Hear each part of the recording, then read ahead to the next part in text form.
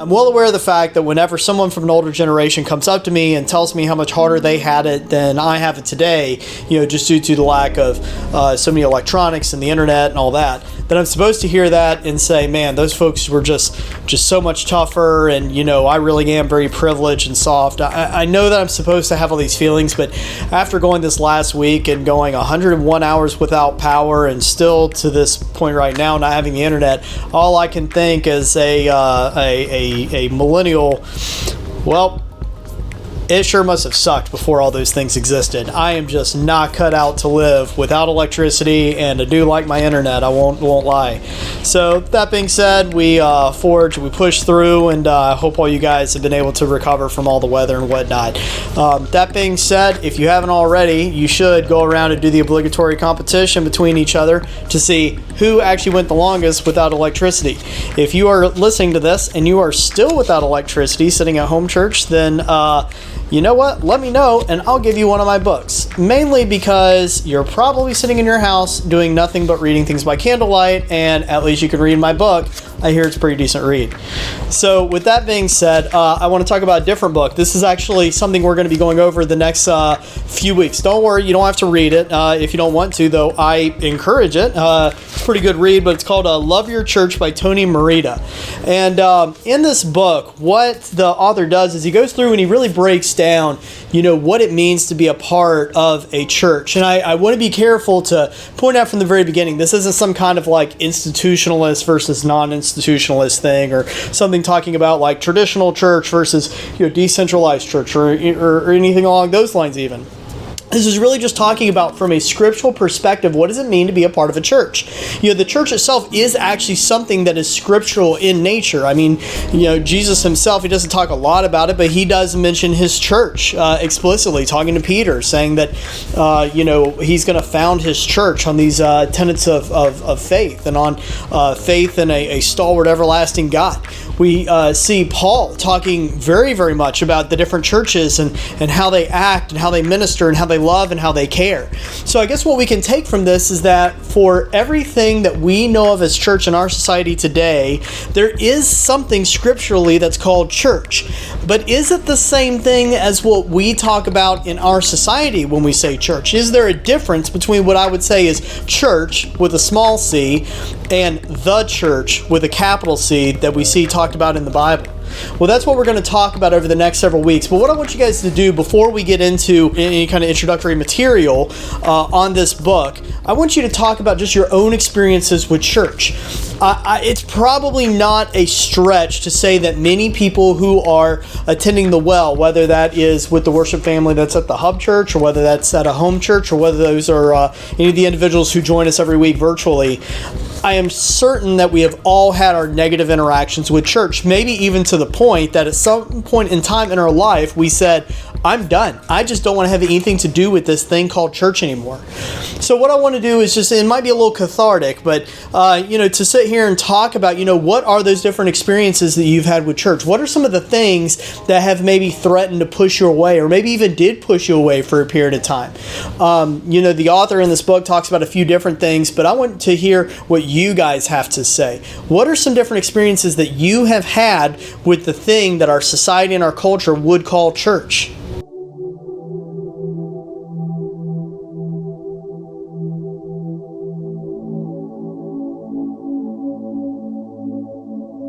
Now, the first thing that I want to get out of the way is the fact that so much of what we have experienced as church, and when I say experienced, I mean mostly those negative interactions that we've had, so much of that is really just kind of a cultural or a societal kind of expression of what church is. You see, the church, as the Bible calls it out, is so much more than just what we call it.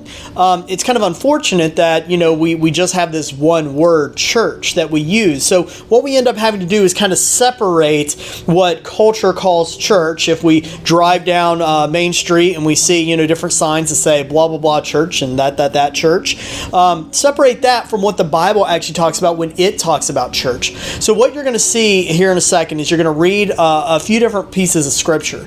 You're going to read one of the very few interactions that Christ has when he talks about church. And what you're going to hear in that is you're going to hear that there is this sense of community. So, what you start seeing there is, in its most basic form, a church is just simply a community of people. I mean, the Greek word that's even used to talk about a church, when you do like a parallel Bible thing and look at English and Greek, side by side, is ecclesia. So this is where, if you've ever heard anybody talk about, mostly in the Catholic Church, like ecclesiastical councils or things like that, all it's talking about is a community, a group of people who have common ideals, something that binds them together. And you're going to see Christ actually use that application of the word church here to talk about interactions between believers. Now, the other thing that you're going to hear is you're going to start reading some other things that kind of gets to something else that Christ says about church. This famous passage where Christ says, he's talking to Peter and he says, on this rock I will found my church. Well, a lot of what you read in the Bible talks about a rock, and it's directly referencing God, the stalwart, everlasting, unchanging nature of our God. And when we realize that church is this community that is based on an unchanging, unyielding God, all of a sudden we can start seeing what really matters versus what maybe is just kind of cultural. We can start seeing that what so many of us consider small c church is really just our way of interacting with a community that is based on something that is everlasting.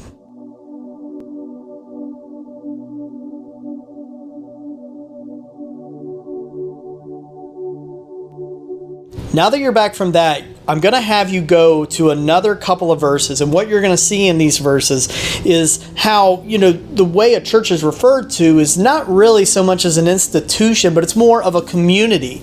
That sense of the phrase community is really, really key. It's one of the reasons why when we were naming what the Well Community Church would be, we wanted to center on the word community. And it's another reason why we didn't want to get hung up so much on, a particular expression of worship, whether that's at a home church, whether it's at, something like the Hub, whether it's, something in a commercial space or something entirely different altogether. What's really important is that we are unified through our sense of faith, that there's something that we all hold in common, and that one thing is our faith in Jesus Christ, our understanding of the salvation that we have through that sacrifice that Jesus Christ made, and the impact that has on our lives, that very real, very tangible impact that has, the sense of, love and compassion that we have for other people, that, sense of forgiveness and grace that we afford other people who, have offended us or hurt us. These are things that do draw us in common. Now, I think that that's important when you start kind of separating the difference between an institutional church and what the Bible talks about when it talks about a church. Because, see, an institutional church will look and kind of insist that there's a certain level of conformity. I mean, after all, we have to have as many people as possible in our worship services in a single place so that we can take pictures and it looks good on the Facebook page, right? I mean, that sounds funny, but I mean, that's so often that's exactly what, many institutional churches are after. But as a church ourselves, we have to ask ourselves, what's really important to us? What's the main thing? And once we've identified what that main thing is, then we have to say, okay, we believe that what the Bible is calling us to do is to be this type of community, to show this kind of love, this kind of compassion, to stand up for these kind of virtues, and to do this type of ministry and mission work.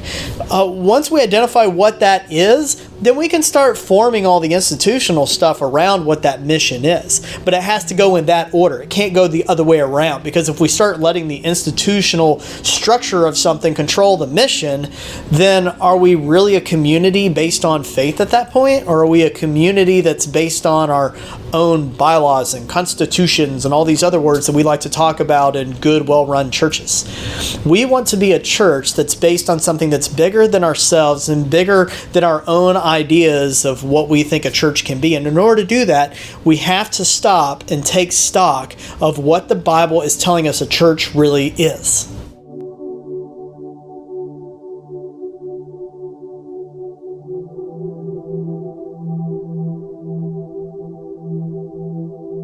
when we first started exploring the idea of planting this thing called the Well Community Church, something that was going to be very different, something very decentralized, something willing to sit here and take chances on different ideas and be okay with failing, we actually had some other individuals, even clergy individuals, come up to us and say that, they kind of envied what exactly we were looking at. There was something about what was taking place that they said, I kind of wish I could get in on that. And the real reason why they were saying that was because there's something nice about saying I'm not going to be encumbered by whatever the traditions of the past are. I'm not going to be encumbered by what the expectations are that other people have, trying to make certain that my church has the right optics and all that. By saying that we're going to focus on what the Bible wants us to be and then go from there, it really frees us up to say, let's take risks and chances where we need to take risks and take chances. And then let's sit here and be careful and prayerful about things that we think we need to be careful and prayerful about. It really allows us and frees us to be able to do many different things. So here's the key for all of us.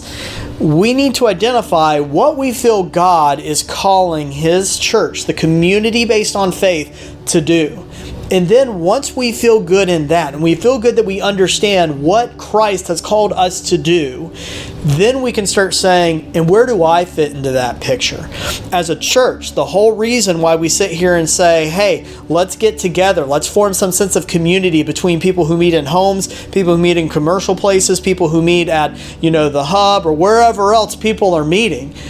The whole reason why you do this is so that we can pull resources, so we can sit here and come together, and that we can aggregate, whatever energy and motivation, enthusiasm we have to achieve that goal of what God has called us to do. That's the whole point. So as we go through the next several weeks, once again, feel free yourself to join us and pick up a copy of this book. I know we have a few copies that are over at the hub, and we'll make certain if she doesn't that Charlene and Ryan have a few copies of this too. Feel free to read it with us, but even if you don't, you're going to get a whole lot out of the next few weeks. And again, as we go through, what I really hope that we'll be able to do as a church together is be able to identify what has God called us to do, and now what do we do about it? That's the goal. That's the objective. So I'm excited about it. Once again, I hope that all of you have been able to dig out of whatever snow and everything you have. If you need anything, or anybody who needs anything, please do not be shy and do not be bashful about reaching out. We want to be able to help. And I say it every single week, and I mean it now more than ever. Until we can meet again, God bless.